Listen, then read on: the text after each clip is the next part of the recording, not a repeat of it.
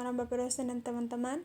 Perkenalkan, nama saya Eudia Sinti Ciamnifu, NIM 2003030030, kelas Sosiologi A semester 1. Saya akan mereview buku pengantar ilmu sosiologi, buku ke-15. Sosiologi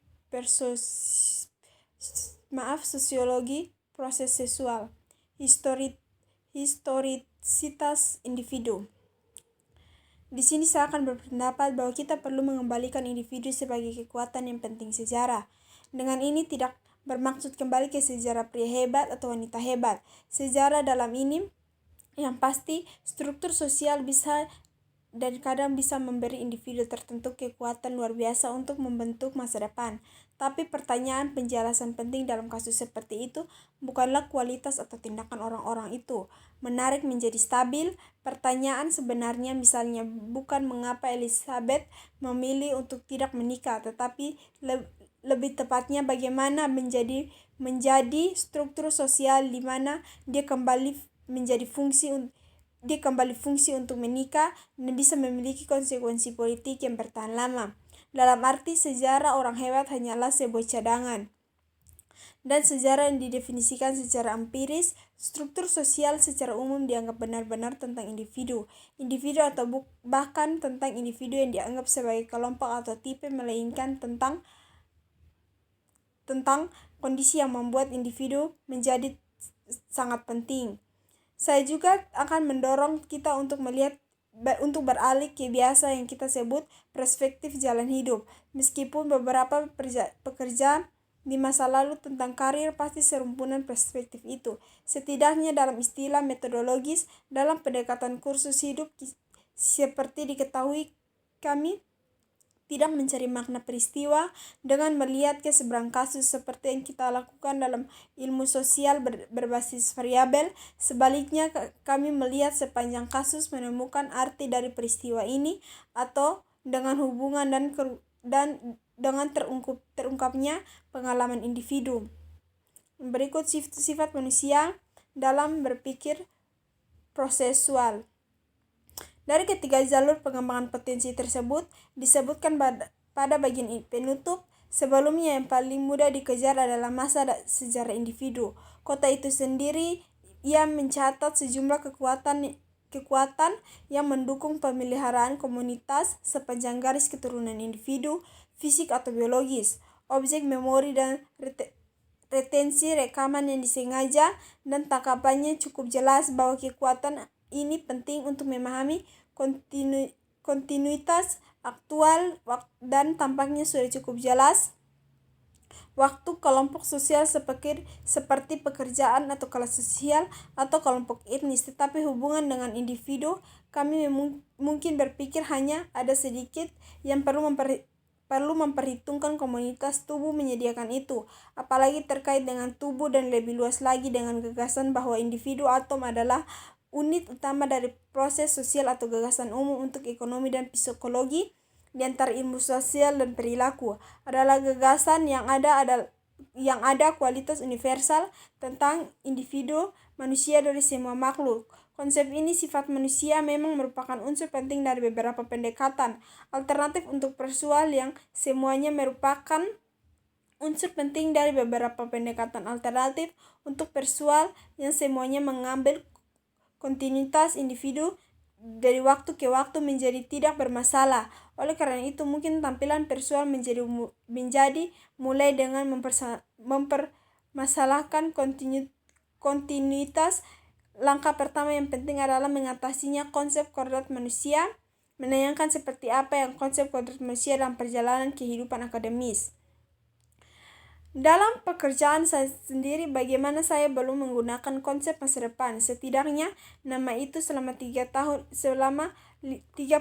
tahun ketika saya pertama kali memulai studi sosiologi. Saya percaya pada sifat manusia. Saya berharap bahwa saya akan mempelajari banyak teori dan hal itu, dan akhirnya putusan mana yang benar. Tetapi kadang-kadang di sekolah pasca sarjana banyak seperti yang sudah menyerah dan gagasan itu sifat manusia sama sekali. Ini bukan untuk mengatakan bahwa saya belum membuat asumsi umum tentang manusia. Saya memang telah melakukannya, tapi saya tidak yakin dengan konsisten timbal balik asumsi tersebut dan saya telah melakukan yang terbaik untuk membuat seminimal mungkin dalam hal apapun. Berikut dimensi sifat manusia. Sekarang mulai apa yang saya anggap sebagai konsep tentang sifat manusia sebagai pemikir di tradisi pragmatis. Saya mengambil konkret manusia sebagai kumpulan asumsi tentang kemanusiaan yang kami gunakan dalam praktik untuk menemukan berbagai pertanyaan tentang manusia. Saya ingin menggarisbawahi 3 hal definisi kasar ini. Pertama, saya mengatakan kemanusiaan bukan manusia untuk menekankan keagengan saya untuk bersangka apakah ini asumsi tentang tubuh manusia dan kepribadian atau yang merupakan situs paling umum untuk sifat manusia dibangun dari pencerahan atau tentang beberapa umat manusia lainnya kehidupan daripada konsep, karena menurut saya yang terakhir adalah khayalan dan saya tidak berpikir bahwa ada atau mungkin seperangkat asumsi yang benar atau tentang manusia alam dalam pandangan pada suatu lokalitas tertentu. Dalam proses sosial ada sekumpulan pekerja ide tentang apa yang disebut kualitas dasar manusia. Mereka merupakan gagasan tentang sifat manusia yang berlaku di tempat itu. Ketiga, saya mengatakan untuk ditemukan daripada berfungsi sebagai dasar logis karena saya tidak ingin khawatir tentang apakah konsep semacam itu disadari atau tidak disadari sama-sama, konsisten atau tidak konsisten. Seterusnya itu cukup untuk saya bahwa mereka adalah konsep yang menjadi dasar secara eksplisit atau implisit dari serangkaian argumen lokal tertentu tentang pengalaman manusia. Perhatikan bahwa posisi ini memang memerlukan keyakinan bahwa sangat hampir tidak mungkin untuk membuat koheren argumen tentang kemanusiaan tanpa asumsi sifat asumsi dari beberapa jenis. Sebuah argumen tentang kemanusiaan tanpa asumsi sifat ini dari beberapa jenis, sebuah argumen harus memilih basis dari suatu tempat. Jika tidak bersifat teologis atau murni performatif yang pasti, dengan asumsi semua argumen yang koheren tentang kemanusiaan harus melibatkan asumsi konkret manusia adalah mengasumsikan sesuatu yang benar saja dalam sistem pengetahuan seperti kita sistem dengan prestasi universal. Yang berikut, sifat manusia dalam pemikiran prosesual. Di tempat lain telah membuat sketsa garis besar ontologi persual. Sebuah ontologi persual dimulai dari masalah menjelaskan perubahan sosial yang mana menyelesaikan dan mengasumsikan beberapa perubahan, bukan stabilitas, adalah keadaan alami dari kehidupan resmi. Langkah seperti itu membuat penjelasan tentang stabilitas menjadi pertanyaan sentral sosial teori. Dalam pandangan persual, kita berbicara tentang stabilitas ketika kita mengamati garis keturunan peristiwa yang terus berulang kurang lebih sama dari waktu ke waktu. Artinya begitu proses resmi terdiri dari aliran peristiwa. Dalam aliran ini berbagai peristiwa saling terkait bersama-sama, tidak eksklusif ke dalam garis keturunan yang di mata kita merupakan benda-benda yang kita akui berada pada tingkat mikro. Itu memiliki semua kekaburan dan kompleksitas batas keakraban garis keturunan yang kita kenal. Di dunia seperti itu, elemen normal dari sifat manusia dibongkar. Kelompok sosial dan individu tidak sepenuhnya terpisah karena keduanya sederhana. Garis sisilah yang didefinisikan pada peristiwa, bahwa peristiwa tertentu adalah bagian dari satu garis keturunan yang mencegah menjadi bagian orang lain. Sama seperti keberadaan garis keturunan mencegah, berarti semacam itu juga membongkar individu menjadi setidaknya bagian tubuh adalah sifat manusia. Apakah yang menetapkan sifat manusia dalam individu atau kelompok tidak lama masuk akal. Berikut ekologi terkait. Pengantar di antara tema-tema mereka yang lain, 2 bab sebelumnya sudah diperjelas. Dualitas penting, temporalitas dalam pendekatan persual. Di suatu tangan semua berubah dan karena itu semua diakronis bukan entitas dan sebuah proses sosial itu sendiri. Entitas muncul hanya karena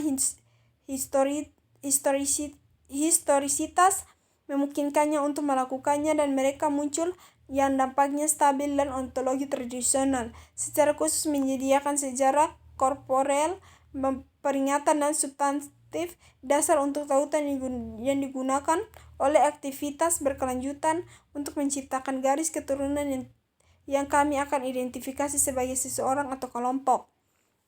Tapi di sisi lain sejak itu semuanya berubah, semuanya bergantung. Saat ini adalah semua mantan dan semua efek masa lalu harus bekerja melalui pengkodean yang digabungkan dengan tingkat saat ke saat telah melestarikan efek tersebut di seluruh penyerahan hadiah kepada yang sekarang.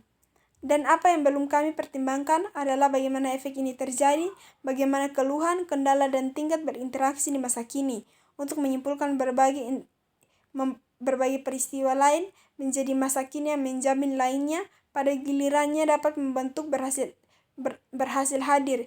Inilah momen aksi dan kesuksesan secara logis, momen penyediksaraan oleh George Herbert yang disebut bagian. Fakta teoritis tentang bagian adalah bahwa itu terjadi dalam jaringan yang rumit pekerjaan hubungan nasional, hubungan sosial. Hadiah temporal sangat besar secara horizontal seperti itu adalah memiliki banyak sebagian, substruktur, dan subruang. Ini bukan ekonomi dunia yang dihadapi semua orang, atau kita bisa menciptakan dunia seperti itu. Kita sebut saja mereka pasar, tetapi bukanlah keadaan alam dan dari urusan. Kompleks struktur sosial pada saat ini berisi semua informasi dalam masa lalu yang dalam dan dapat mempengaruhi masa kini, baik sebagai rekaman atau bentuk penyediaan layanan historia atau layanan yang penting. Yang berikut, sifat ekologi. Saya berpendapat sebelumnya bahwa ketika ekologi bersentuhan satu sama lain, kita melihat munculnya aliansi antara subkelompok dalam satu ekologi atau subkelompok di tempat lain. Aliansi ini dan titik kontak yang memungkinkan mereka adalah faktor penentu dan karakter internal ekologi, sedang ditautkan. Jadi kita harus terlebih dahulu membahas banyak cara yang dilakukan secara internal tersebut. Karakter bisa berbeda. Kami mulai dengan bentuk. Beberapa ekologi memiliki aktor yang semuanya memiliki satu ukuran yang sama. Di negara lain ukurannya bervariasi. Dalam istilah distribusi, beberapa ekologi memiliki salah satu aktor utama yang dikelilingi kelompok yang lebih rendah dan mungkin beberapa isolasi yang memiliki paket yang lebih seragam. Ketika ekologi yang berdekatan memilih bentuk material yang sama dalam istilah aktor ukur, distribusi, dan eksklusivitas, hubungan di antara mereka akan terungkap dengan cara sangat berbeda dan cara terkaitan tersebut terungkap ketika berdekatan ekologi sejumlah kecil aktor eksklusif. Kita dapat mengharapkan kreasi antara dua set ketika mereka berdua satu kompleks dan bentuk seperti ekologi ke politik yang homomorfisme dan ukuran penting. Berikut, ekologi profesional dan universitas. Daripada mencari aliansi dengan beberapa unit tertentu dari ekologi, sebuah profesi dapat mencoba membuat avatarnya sendiri dan ekologi. Ini akan menjadi penciptaan dalam arti tertentu dan agensi yang dilembagakan. Kami baru saja melihat contoh ini, meskipun dalam pemerintah. Dalam ekologi profesional, strategi seperti ini biasanya menghasilkan konflik antara twin asli dan avatar karena dua wajah yang secara fundamental berbeda saingan situasi. Pembentukan ulang ini menunjukkan dengan baik internal yang kuat, dinamika ekologi. Cara di mana kondisi internal perusahaan cenderung memisahkan ekologi. Proses avatar sampai batas tertentu sudah terlihat di penampangan. Fakta bahwa ada 3 jenis aktor atau disiplin dasar di Amerika ekologi akademis didefinisikan secara longgar oleh 30 pusat disiplin ilmu yang memberikan kedua jenis gelar, matematika, ekonomi, bahasa Inggris, dan begitu seterusnya. Departemen mempekerjakan fakultas hampir secara eksklusif dan selalu dikaitkan dengan seni liberal sarjana jurusan.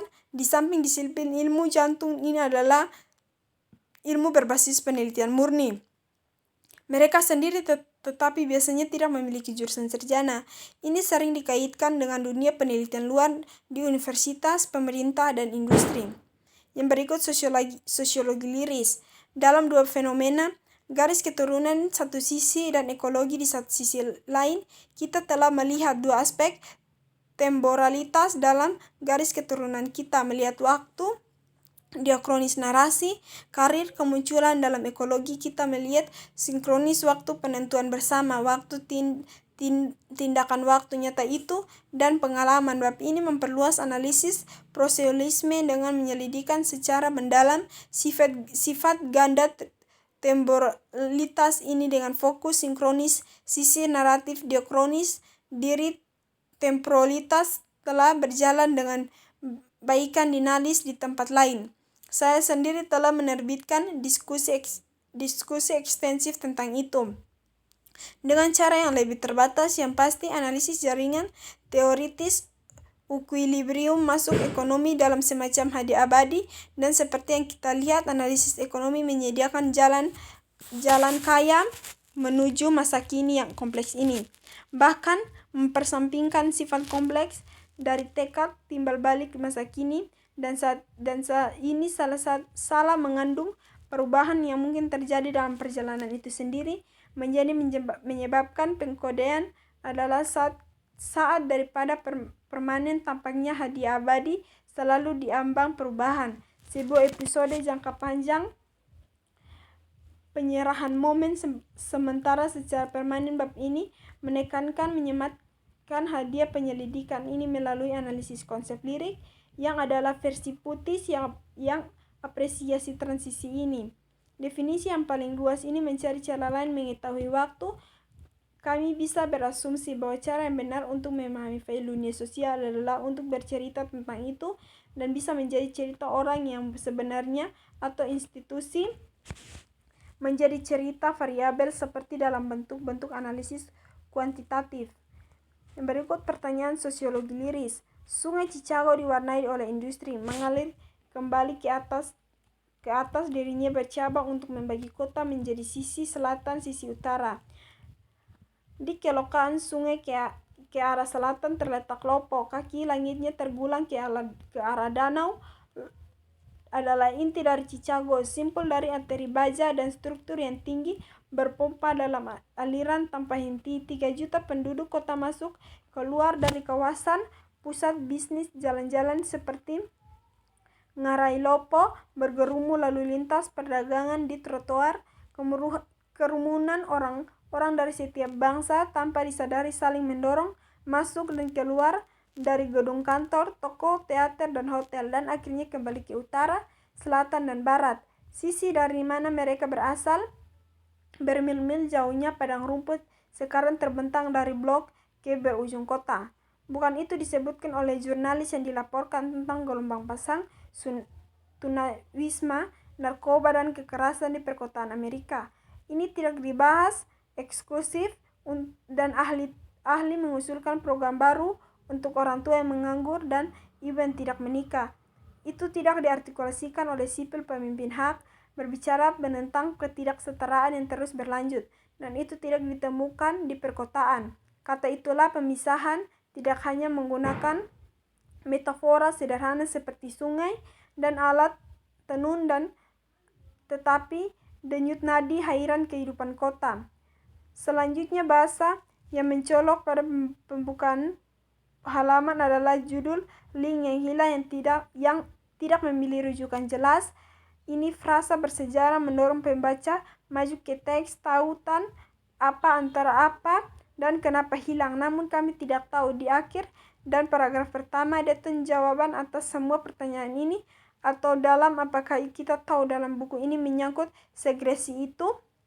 Merujuk langsung ke teks tersebut secara harfiah karena teks yang menyangkut bagian kota yang berada segara utara, dan karena secara harfiah dibayangi oleh gedung pencakar langit pop, dan secara relatif akan menyangkut kehidupan sosial yang tumbuh karena dalam bayangan-bayangan kondisi perkotaan yang hasil paling lihat adalah lob menara sendiri. Sekian dari hasil review saya. Terima kasih, selamat malam.